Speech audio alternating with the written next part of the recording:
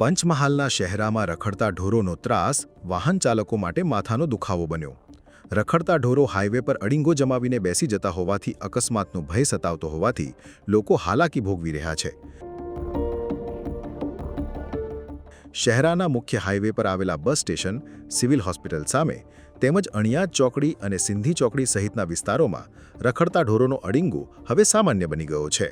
ત્યારે લોકોની વારંવારની ફરિયાદ બાદ આખરે શહેરા નગરપાલિકા દ્વારા રખડતા ઢોર પકડવાની કાર્યવાહી હાથ ધરવામાં આવી. ત્યારે ઢોરને રસ્તા પર રખડતા છોડી મૂકનાર માલિકો સામે પણ કોઈ કાર્યવાહી થશે કે કેમ તે પણ એક મોટો સવાલ છે. ઉલ્લેખનીય છે કે રાજ્ય સરકાર અને સ્થાનિક તંત્રને હાઈકોર્ટ દ્વારા રસ્તા પર રખડતા ઢોરોના ત્રાસ અંગે વારંવાર ફટકાર લગાવવામાં આવી છે. તેમ છતાં અનેક વિસ્તારોમાં રખડતા ઢોરનો ત્રાસ યથાવત જોવા મળે છે, જે તંત્રની બેદરકારી અને હાઈકોર્ટના આદેશોને અવગણવા સમાન જણાય છે. આ કામગીરી કેટલી અસરકારક નીવડે છે અને રખડતા ઢોરના ત્રાસમાંથી વાહન ચાલકોને કાયમી મુક્તિ મળે છે કે કેમ તે જોવું રહ્યું.